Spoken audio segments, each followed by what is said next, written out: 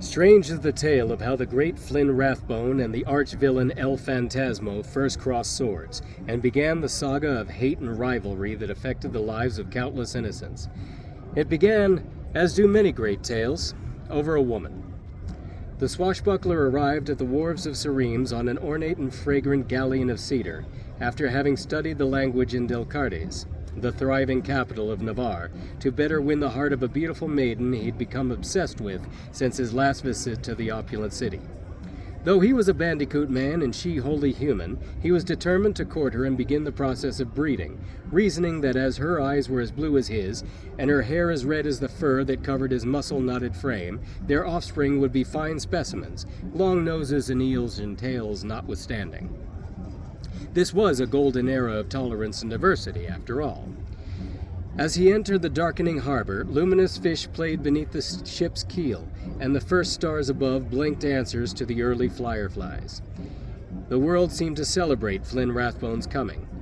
He leaped from the galleon before its sailors had the time to cast their lines, his freshly polished boots thunking upon the pier amidst the flurry of his azure cape and the clatter of gilded accoutrements. His subtly curved sword had been recently oiled, its shagreen scabbard thoroughly cleansed of grime, sea salt, and crusted gore that it had worn for so long. Now, the long-limbed naked fairies that Goldsmith had worked into its green leather with great cunning and skill glimmered sharply in the setting sun. Pausing only to smooth out his black goatee, he swaggered sea-legged into the city. He knew his way, having dreamt often of the route to her little shop, through narrow streets where light and music shone through latticed windows and balconies, past flower-rioted villas where marble fountains bubbled. He'd almost trembled with anticipation as his ship had approached in the gathering dusk, seeing the city's million lights beginning to twinkle and glitter over the water. Now he fought to maintain his composure, passing the dizzying cakes of incense that smoldered at the feet of orchid-wreathed bronze statues, and crushing underfoot the petals of pink roses scattered about the cobblestones. The city was in celebration, or had been before he'd arrived. The closer he came to the plazas towards the city's heart, the louder the sounds of a party grew. That he knew of, there was no feast day or parade scheduled for this time of year, but here and there he noticed traditional fertility charms, scattered like confetti from joyous hands. The shrines of the lustier gods, carven of amber, ivory, and turquoise, and housed in oak and elder wood, were bedecked with offerings, bribes of a sort, to ensure the success of a new adventure in depravity, for which the city was notorious. He came at last to a balustrade parapet that overlooked the sunken heart of the great city and all of its marvels.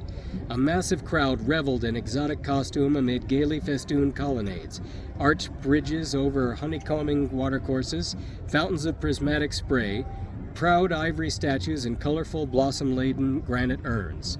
Tier upon tier of red-tiled roofs, after the Spanish fashion, strangely shaped trees and bushes manipulated by the same imaginative gardeners who tended the perfumed gardeners, all spread out in magnificent vistas before him.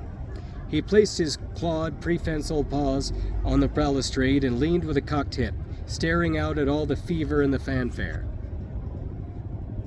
The celebration was apparently a wedding, and one of great import. Certainly, a joining of two noble houses, the alliance of which must bring even further glory to Seremes. Flynn decided to crash the party. Priorities in order, however, he walked the perimeter of the square, turning two far-flung corners to find the little shop of a woman whose name he did not know. He turned down the appropriate via with a quickening heart, and he made his way to the white porticoed antique store that haunted all his dreams. There, with stunned amazement, he found the wares of a textile merchant locked behind a thick glass door. The store had changed hands, eliminating the only clue Flynn had to the girl's identity. He knew nothing about her, where she lived, whom she knew, nothing apart from the fact that he could not live without her. His heart ached since the moment he turned from inspecting an onyx canopic jar and found himself lost in her. For the first time in his life, Flynn Rathbone stuttered.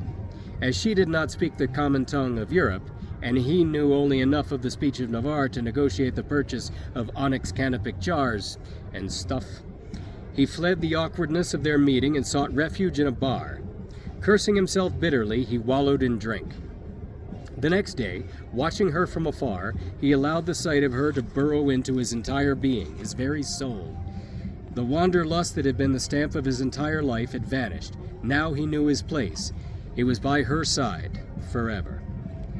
He anchored his wayward heart to her and journeyed to the University in Delcartes to abolish the barrier between them.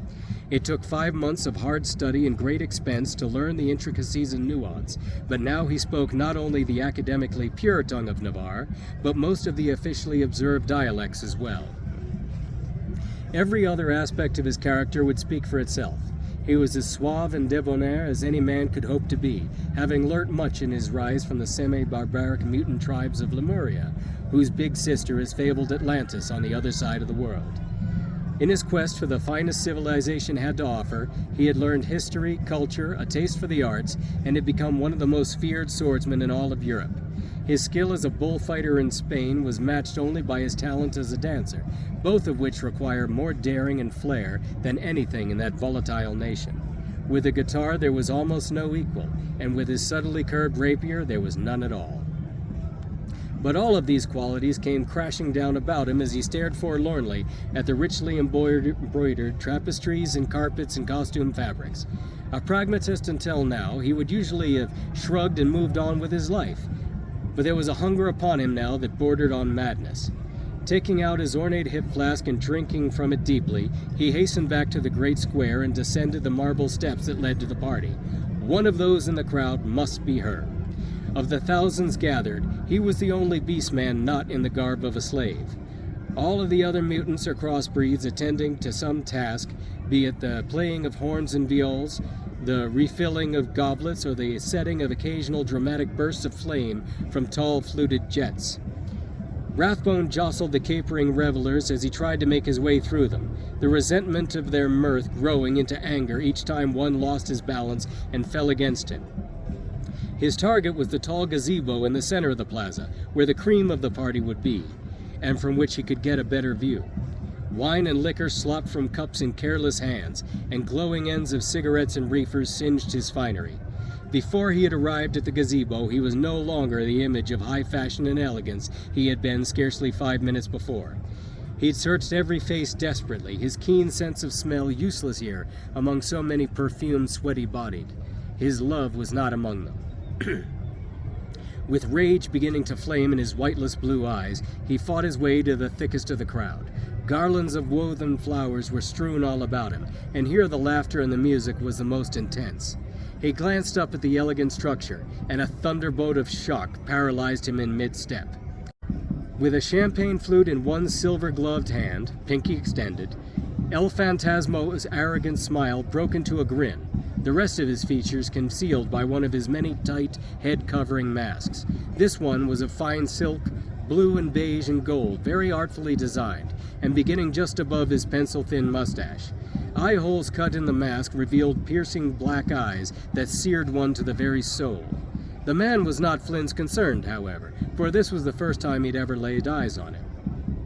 What Rathbone stared at, transfixed, was what the fiendish arch-villain El Phantasmo held in his other silver-gloved hand. The slim, white, hugely beringed hand of Flynn's true love, his heart's desire, her eyes wide and adoring as they stared into those of her new husband.